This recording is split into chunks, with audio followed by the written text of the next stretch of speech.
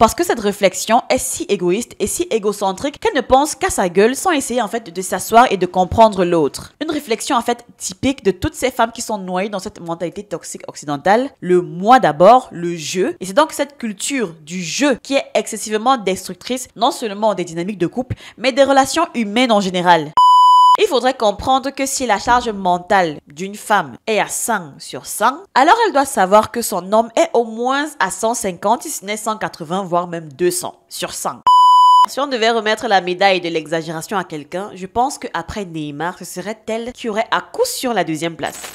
Cette femme est devenue virale sur TikTok et sur Twitter après avoir publié une vidéo dans laquelle elle dit qu'elle envisage de divorcer, qu'elle envisageait de divorcer de son mari parce qu'il a oublié de vider les poubelles. Elle considère que c'est un geste qui implique que ce dernier ne la considère pas assez et la dévalorise même. Je vous jure que je ne suis pas en train d'exagérer. Alors, salut à tous, dans cette vidéo, on va réagir à une longue vidéo TikTok d'une femme qui explique un petit peu pourquoi elle envisageait de divorcer de son mari parce que ce dernier apparemment ne la considère pas assez pour écouter ses petites demandes. Et elle estime que ça va mettre en mal sa relation, leur couple, leur mariage au fil du temps. Bon, je ne vous promets pas que cette vidéo va vous plaire, tout au contraire même je dirais. Mais on va essayer ensemble de l'écouter jusqu'à la fin pour voir s'il y a véritablement lieu de divorcer suite à un tel acte, un tel comportement. Donc, asseyez-vous confortablement, essayez de prendre une boisson rafraîchissante pour calmer en fait vos nerfs tout au long de la vidéo. Et on se retrouve tout à l'heure, voilà, pour en débattre dans les commentaires. Je suis avec mon mari depuis presque 20 ans, mais il y a environ 3 ans, j'ai sérieusement envisagé le divorce et je veux vous parler des raisons. Avant même qu'elle n'aille plus loin, je rêve ou bien elle vient effectivement de dire que ça fait 20 ans qu'ils sont ensemble, pas 2 ans, mais 20 ans, 20 années de couple au bout desquelles elle a sérieusement envisagé de tout balancer à la poubelle, littéralement, et de divorcer. Waouh, ok, continuons. Mon mari et moi avions 4 enfants. Nous travaillions tous les deux à plein temps. Nous étions ensemble depuis 16 ans. Nous étions ensemble depuis le lycée. Sur le papier, mon mari est incroyable. Il est incroyablement soutenant, gentil, loyal. C'est un super papa. Très impliqué, participe activement, toujours présent. Sur le papier, que pourrais-je demander? De plus? Mais madame, est-ce que tout va bien dans votre tête? Non mais excusez-moi, mais suis-je la seule qui ait du mal à enregistrer ce qu'elle vient de dire? Elle dit que sur le papier, son homme est parfait, elle a un mari incroyable, il est gentil, il est loyal, il est très compréhensif, c'est un excellent père, il est présent, en gros elle ne veut pas rêver mieux. Mais là en fait, actuellement, elle dit qu'elle a envisagé le divorce alors qu'elle a épousé l'homme parfait d'après ses dires. Attends, comment peut-elle débuter sa vidéo en disant ça? Qu'est-ce qu'elle veut nous faire passer comme message? Pourquoi veut-elle envisager le divorce alors qu'elle a apparemment trouvé un excellent parti? Comment peut-elle même formuler cette demande alors qu'elle n'a cité que des qualités et d'excellentes qualités même en plus? C'était sur une saute d'humeur ou bien... Mais en réalité, mon expérience est très similaire à celle d'autres femmes.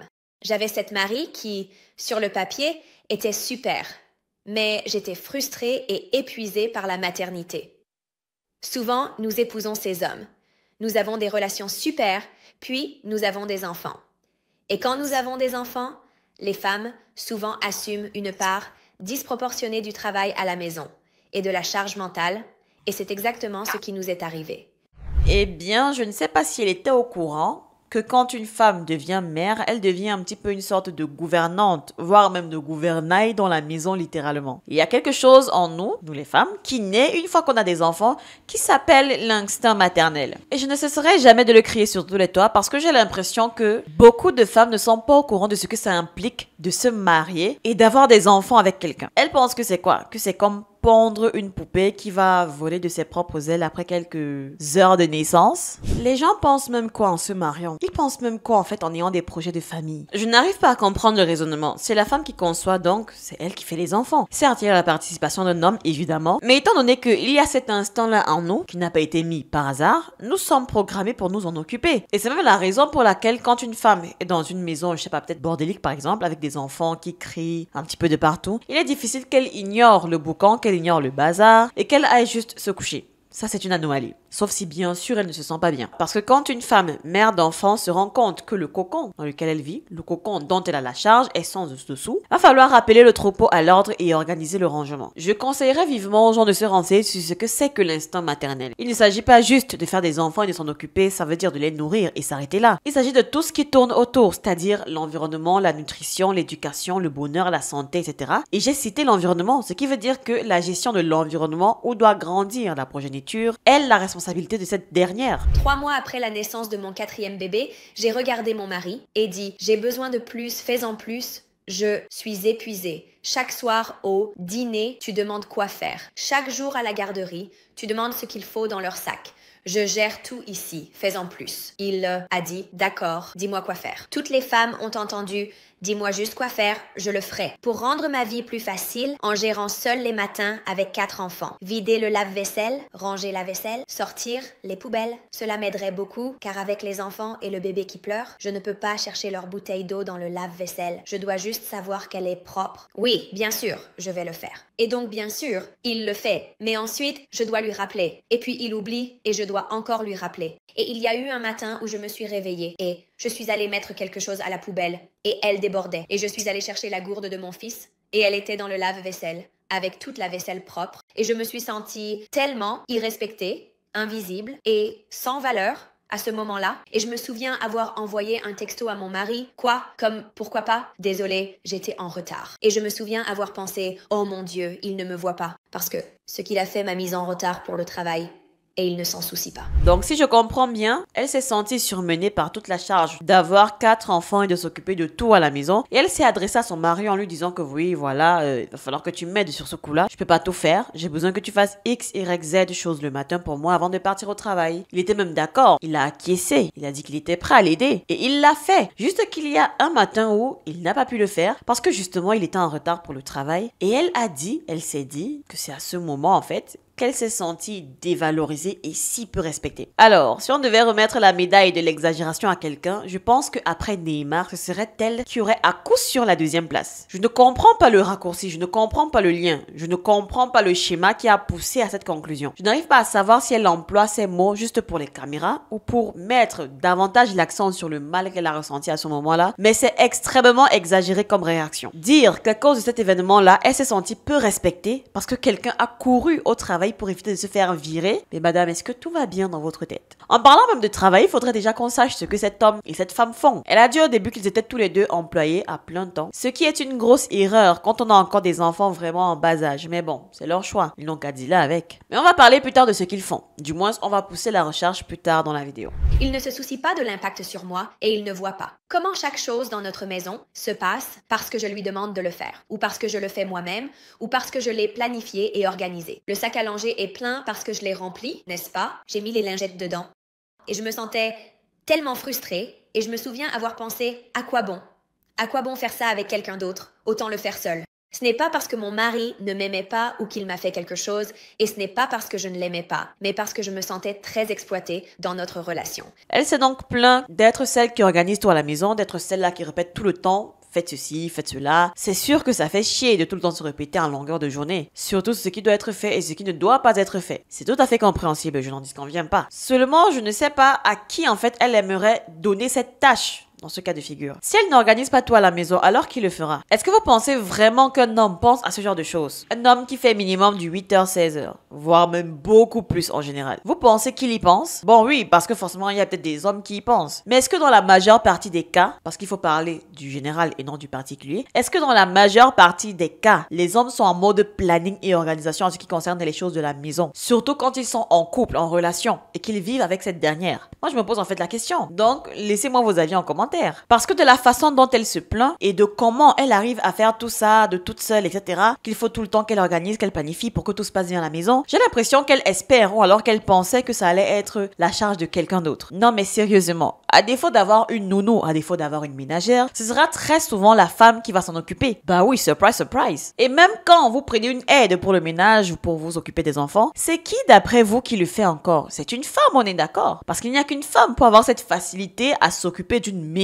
Combien y a-t-il d'hommes qui font ce genre de métier par rapport aux femmes? Vous verrez donc que contrairement à ce que les gens veulent nous faire croire, ce genre de tâche est genré. Et au lieu de se plaindre de « je fais ça toute seule », la solution c'est de prendre une aide. Parce qu'elle ne peut pas espérer de son mari en tant qu'homme, en tant qu'employé à plein temps, qui a des horaires très précises, voire même très longues. Elle espère que son partenaire fasse ces choses-là à sa place. Si elle n'en est pas capable, alors qu'elle emploie quelqu'un pour le faire et qu'elle ne dérange pas les gens en fait. simplement. Je pense que quand on travaille, c'est pour avoir de l'argent et vivre plus aisément. Donc si elle estime qu'elle en fait trop et qu'elle ne peut plus continuer dans ce rythme-là, sur cette lancée, sans se faire aider justement, qu'elle ne cherche pas de l'aide auprès de son mari parce que ce n'est pas là-bas qu'il y aura la solution. La solution, c'est d'engager quelqu'un de l'extérieur. Et si elle ne veut pas, ou alors elle ne peut pas, faute de moyens, ou parce que elle a peur que la femme qui va venir va s'immiscer dans leur relation, dans leur vie de couple, eh ben il va falloir que quelqu'un laisse son boulot pour s'occuper de ça à plein temps. Elle n'a qu'à le faire. Ou alors demander à son mari d'abandonner son travail. Et dans ce cas, ce sera à elle de s'occuper de tout ce qui sera financier à la maison. Bah oui, logique. Vous ne pouvez pas être tous les deux des employés et vouloir bien vous occuper des enfants. Il va falloir à un moment donné que quelqu'un prenne la charge de rapporter l'argent, tandis que l'autre prenne la charge de coordonner tout à la maison. C'est la seule combinaison optimale dans ce genre de situation. Il n'y a pas 36 solutions en fait. Et quand je tiens souvent mes discours aussi sur cette chaîne, les gens ont l'impression que je suis tout le temps en train de minimiser la charge mentale des femmes. En mode oui, je suis tout le temps en train de dire que les femmes doivent faire le ménage, elles doivent faire la cuisine, elles doivent s'occuper de tout en ce qui concerne les tâches ménagères de la maison, que cela transformé en bonus, etc., de lui demander de s'occuper des enfants et de s'occuper de la gestion de la famille, etc. Et que tout cela pèse énormément sur sa tête. En tant que femme, je suis absolument d'accord avec vous. Je n'ai jamais dit le contraire. Sauf que quand une femme dit qu'on ne prend pas assez en considération le poids de tout ce qu'elle doit faire et la charge mentale que ça représente, il faudrait comprendre que si la charge mentale d'une femme est à 100 sur 100, alors elle doit savoir que son homme est au moins à 150, si ce n'est 180, voire même 200 sur 100. Donc, bien au-dessus de sa charge mentale à elle. La femme subit beaucoup, mais l'homme subit encore plus. C'est ça qu'il faudrait comprendre. Vous ne pouvez pas demander à un homme qui a des heures de travail énormes, à un homme que s'il arrive en retard à son travail, il peut se faire virer, un homme qui a non seulement de longues heures de travail, mais qui fournit également des efforts physiques lourds à effectuer quotidiennement, et vous lui demandez quand il rentre à la maison d'autres travaux encore, ou du moins qu'il doit faire d'autres travaux avant de s'en aller le matin, jusqu'à encore aller lui demander de faire son propre petit déjeuner, son propre dîner, de faire sa propre lessive et même de vider les poubelles. Parce que oui, cette dame, en plus de se plaindre du manque d'assistance de son mari par rapport aux enfants, elle s'est totalement lavé les mains par rapport aux besoins de son mari à la maison. C'est lui qui s'occupe de son propre dîner, petit déjeuner, de sa propre lessive, etc. A few weeks ago, I said I don't do my husband's laundry, and a lot of people are saying, whoa, whoa, whoa, those are small acts of kindness. Why wouldn't you want to do that for your partner? But here's the thing. Small acts of kindness that are mostly domestic labor just add up to work at the end of the day. So here's a list of things that I don't do for my husband. You all know, I don't do his laundry. He can do that himself. I do my laundry, and we do the kids' laundry. But he does his own. I don't cook dinner. He cooks dinner every single night. I do breakfast and lunch for us and our kids. I don't pack him a lunch. If he's hungry, he'll figure out what he's going to eat for lunch the same way that I do. I don't make his doctor's appointments because guess what? He's not making mine. Would it be kind of me to do that? For sure. Is it my job? Absolutely not. I want him to be healthy, but he's a grown-ass man and he can book his own appointments, right? There's a lot of things that I don't do for my husband. I don't schedule his haircuts. I don't pack his clothes for vacation. Right? I don't do those things. I don't buy him new underwear when it's got holes in it. All of those are things that he's a grown man and he can do himself. Can I do small acts of kindness for him? Of course I can. And I do. I see a vinyl that I think he's going to like because he's creating a vinyl collection. I buy it. I'm at the store and I see something that I think he might enjoy eating. I buy it. I find a new non-alcoholic beer that he wants to try out. I buy it. Right? Those are small acts of kindness. Doing his laundry, cooking him dinner, making him lunch, booking his doctor's appointments, all those things, that's domestic labor. Those are chores. Those are not acts of kindness. En fait, c'est à quel moment qu'il s'occupe de quelque chose pour lui, en fait. Quand il s'agit d'aide à la maison, elle demande de l'aide à son mari, mais elle ne fait rien en retour pour lui. Non, mais pourquoi, en fait, vous vous mariez à ce genre de femme, messieurs? Parce que là, il va falloir vous expliquer. Un homme aussi bon, comme elle le dit, fait quoi avec une femme aussi égoïste? Et il y a une partie dans la vidéo où elle insiste sur le fait que oui, la charge mentale des pères n'est pas aussi élevée que celle des femmes, donc des mères. Nous avons grandi dans une société dictant aux hommes et femmes leur rôle dans le mariage et ce qu'est une bonne mère versus un bon père, sachant que les attentes pour les mères sont élevées et pour les pères, elles sont basses. Nous avons adopté ces rôles familiaux malgré nous. Et c'est encore la preuve qu'elle n'est vraiment pas au courant, malgré toutes ces années de mariage, de comment fonctionne l'univers des hommes. Parce que cette réflexion est si égoïste et si égocentrique qu'elle ne pense qu'à sa gueule sans essayer en fait de s'asseoir et de comprendre l'autre. Parce que là, elle parle de ses besoins, elle ne fait que lister ses besoins à elle, elle ne fait que dire à quel point ses besoins ne sont pas compris de son partenaire, de son mari, sans s'asseoir à son tour et essayer de comprendre le quotidien de son mari. Une réflexion en fait typique de toutes ces femmes qui sont noyées dans cette mentalité toxique occidentale. Le moi d'abord d'abord le jeu. Et c'est donc cette culture du jeu qui est excessivement destructrice, non seulement des dynamiques de couple, mais des relations humaines en général. Je n'imagine même pas comment son mari peut se sentir du fait que voilà, déjà, elle ne l'aide pas du tout à la maison, en ce qui concerne tout ce qui le concerne à lui, que ce soit ses repas, ses lessives et j'en passe. Je n'imagine donc même pas comment est-ce qu'il aurait pu se sentir après avoir vu cette vidéo où elle vient l'afficher pour des broutilles pareils et en fait le menacer virtuellement de divorce. C'est du grand délire. Pour moi, tous les arguments qu'elle vient de citer, toute cette situation qu'elle vient de présenter, pour moi ne représente pas une situation suffisamment problématique pour se mettre à envisager un divorce. Sauter directement à cette conclusion à cause d'un événement pareil, c'est être sacrément perché, excusez-moi. Il y a plein de moyens de résoudre ce problème sans qu'il n'impacte le dynamisme ou la joie de vivre de ce couple, mais visiblement cette dame envisageait tout détruire, ce qu'ils ont fondé en 20 ans pour une affaire de poubelle. Maintenant, comme je l'ai dit tout à l'heure, on va un petit peu fouiller pour savoir qui fait quoi. Parce qu'elle dit qu'il n'a pas vidé les poubelles pour ne pas être en retard à son travail et qu'il n'a pas considéré en fait que le fait de faire ça la mettrait elle en retard à son travail. Donc, gros manque de considération, etc., etc. Alors, c'est quoi le boulot de chacun? De ce que j'ai pu trouver, cette femme travaille, attention, de la maison. Et oui. D'après les posts que j'ai pu lire sur Twitter, je suis tombée sur celui-ci qui dit que Madame Connell travaille à domicile, ce qui signifie que le matin et après la journée de travail, elle doit à nouveau s'occuper des enfants. Son mari qui travaille comme monteur de ligne ne peut pas travailler à domicile et est souvent appelé à intervenir en cas de tempête. Bien que Madame Connell et son conjoint gagnent tous les deux un salaire à 6 chiffres, probablement annuellement, elle déclare que la garde des enfants est probablement ce qui nous coûte le plus cher. Alors, pour plus de détails, que fait un monteur de ligne? En tant que monteur de ligne, on travaille pour une société de services publics ou d'un entrepreneur pour installer, entretenir et réparer les systèmes de distribution électrique. Les tâches de cette carrière se concentrent généralement sur les lignes électriques aériennes. Donc, on va utiliser des camions à nacelle, des échelles où on va grimper sur les poteaux pour accéder aux lignes électriques. Avec un travail pareil, si mon mari me dit qu'il ne pouvait pas se permettre d'arriver en retard aujourd'hui par rapport à son travail, je ne peux que être compréhensive. Cet homme a un métier plus compliqué par rapport à moi. Alors pourquoi en fait compliquer sa vie encore à la maison? Maintenant, par rapport à cette dame, lorsque j'ai consulté son profil TikTok, il y avait des liens vers ses activités, vers son business. Et là, on peut lire qu'elle aide les gens par rapport à leur charge mentale. D'accord. Donc, elle aide les gens à gérer, à travailler sur leur charge mentale, etc. Et elle considère divorcer de son mari à cause de cette même charge mentale dont apparemment il l'afflige. Elle devrait appliquer les conseils de son programme d'aide, vous ne pensez pas? Ou alors ne me dites pas que dans son programme d'aide, elle conseille ses clientes de divorcer de leur partenaire lorsque celui-ci met excessivement de charge mentale sur leur tête dès que ce dernier n'avait pas, par exemple, je sais pas, acheté le papier de toilette en rentrant du travail. Non, mais au point où on en est, je me demande vraiment ce qu'elle partage aux gens comme enseignement ou alors comme conseil. Là, je viens de cliquer sur son service de consultation et il est marqué que si vous avez des questions ou souhaitez des conseils personnalisés, je propose une consultation individuelle d'1 heure au cours de laquelle nous pouvons décomposer vos défis uniques liés à la charge mentale, créer une approche sur mesure pour démarrer la conversation avec votre partenaire et résoudre les obstacles tels que la défensive ou le sentiment de ne pas être entendu. C'est votre chance de poser des questions, de gagner en clarté et de vous sentir plus confiant pour aller de l'avant. $250 de l'heure. Waouh, d'accord. Je ne sais pas vous, mais moi j'ai comme l'impression que pour faire ce qu'elle fait, elle n'a pas vraiment besoin de quitter le chez elle. Donc l'hypothèse selon laquelle elle travaille de la maison est tout à fait possible, plausible. Et pour quelqu'un qui travaille de la maison, on sait très bien comment les horaires sont assez flexibles. Ce qui est sûr, c'est plus flexible comparé à ceux de son mari. Et étant donné qu'elle a des enfants qui vont soit à l'école, soit en garderie, ça veut dire qu'elle a suffisamment le temps dans l'espace d'une journée pour s'occuper de ce qu'il y a à s'occuper avant le retour en fait de ce dernier. Et c'est donc avec ce planning de vie qu'elle espère nous convaincre, nous le public, que c'est son mari qui est en tort, que c'est son mari qui ne la respecte pas parce qu'il a oublié de vider la poubelle un jour. Elle veut nous faire comprendre que c'est son mari qui ne la considère pas à cause de cet acte, ce geste basique apparemment qu'il était censé faire. Comment ose-t-elle avoir le courage de dire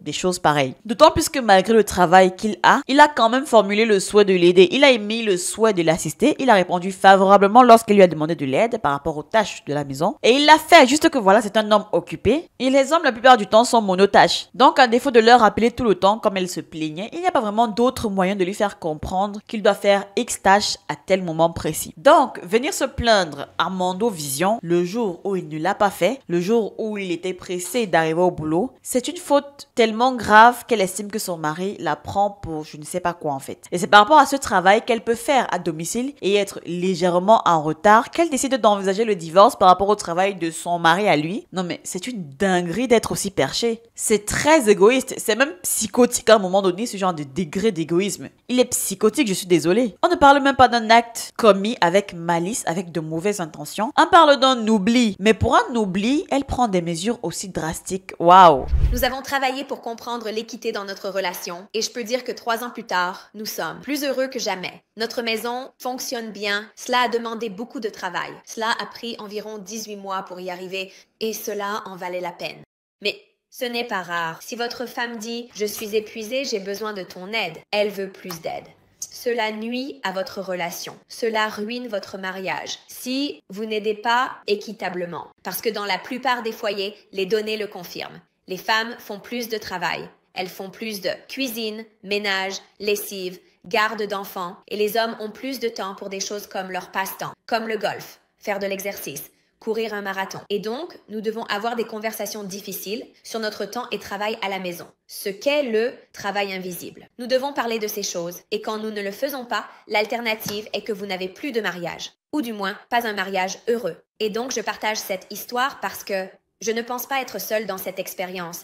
Et je veux que les gens sachent qu'il y a de l'espoir. Et que si vous avez un partenaire prêt et capable, vous pouvez changer cela. Vous pouvez absolument changer cette dynamique. Bon, la fin de la vidéo, je suis désolée, mais pour moi, en gros, ça n'a pas de sens. Là, elle nous fait juste du marketing de son service. Elle vient de nous pondre une situation tragico-dramatique apparemment et elle vient nous expliquer en quoi ce genre de dynamique, c'est-à-dire une femme qui s'occupe de la maison et un homme qui gagne de l'argent, ce n'est pas du tout quelque chose de très intéressant dans un couple. Ok, je me demande donc, quelle est donc la dynamique à appliquer? Parce que moi, je suis curieuse. Elle démarre la vidéo en disant qu'elle envisage le divorce, toutefois, en ayant listé à quel point son mari a d'excellentes qualités, à quel point c'est un excellent père, un excellent provider, il est très à l'écoute, très attentif, toujours prêt à aider. Mais elle n'a même pas osé avoir cette conversation avec son mari à temps sur le fait de « Ok, tu me laisses trop de choses à faire, il va falloir équilibrer, etc. » Elle n'en discute même pas avec lui, mais elle explose et il vient nous dire à quel point il était à ça de divorcer. Pour que nous, en fait, qui regardions cette vidéo, pensions quoi? Fassions quoi? C'est elle la coach en ce qui concerne la charge mentale. Et désolé, mais son placement de produit, moi, ça m'a l'air un petit peu contradictoire. Ok, elle veut se vendre, elle explique qu'elle a résolu la situation. En vrai, ça aurait pu péter. En vrai, elle aurait pu tout simplement prendre la décision et ne pas agir avec logique et rationalité et voilà, comme elle explique tout à l'heure là. Elle tient 2 discours. Et je suis désolée, mais je ne peux pas aller prendre des conseils chez une femme qui explique qu'elle était à ça de divorcer de son mari parce que ce dernier a oublié de vider la poubelle un jour. Je ne peux pas prendre cette dame au sérieux, je suis désolée.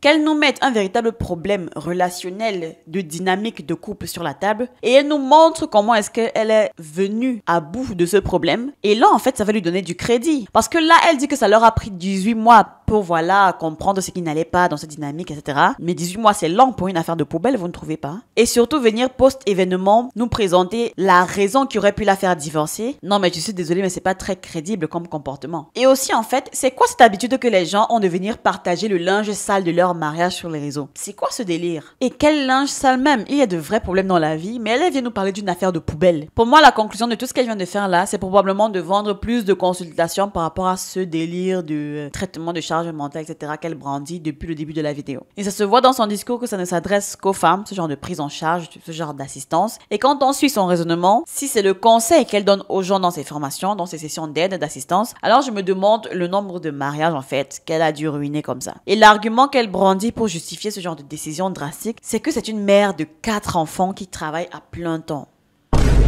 Je pense qu'elle ferait mieux de réfléchir à la façon dont elle pourrait réduire le temps de travail qu'elle fait et qui n'a rien à voir avec ses enfants, afin de pouvoir s'occuper donc de ses enfants et de sa maison, sans avoir l'impression qu'on lui vole quelque chose ou que son mari profite d'elle. Au lieu de demander à son mari de faire quelque chose de moins naturel pour lui, elle pourrait peut-être réduire le nombre d'appels de Zoom d'1 heure qu'elle facture à $250 et passer ce temps à s'occuper de ses enfants et de la maison au lieu de songer à divorcer pour des broutilles pareilles. Je ne sais pas, hein, je dis ça comme ça tout hasard, mais 2 parents qui travaillent à plein temps, ce n'est pas possible pour avoir du temps pour élever des enfants et s'occuper d'une maison. Les femmes qui sont noyées dans la mentalité occidentale ont tellement le mot divorce dans leur bouche à chaque fois que quelque chose ne va pas, à chaque fois que les choses ne vont pas comme elles veulent, à chaque fois que les choses vont un petit peu mal. Elles pensent bêtement qu'en le faisant, qu'en divorçant, cela résout résoudra leurs problèmes et moi, ça me fait doucement rire. Parce qu'elles n'ont pas conscience de ce qui suit après le divorce. On parle d'une famille avec des enfants. Comment vous pouvez arriver à de telles conclusions avec des enfants? Ce raisonnement est si égoïste qu'elles pensent qu'elles pourront en fait se tirer d'affaire et mettre en mal l'existence des êtres qu'ils ont fait en commun, c'est-à-dire leurs enfants, c'est-à-dire leur progéniture. Comment une femme peut être aussi à l'aise avec l'idée de divorcer pour des broutilles? Parce que oui, je suis désolée, c'est peut-être la 4e fois que je le dis, mais ce qu'elle explique là, c'est des broutilles et mettre en péril la future existence, le futur développement de leurs enfants pour des broutilles,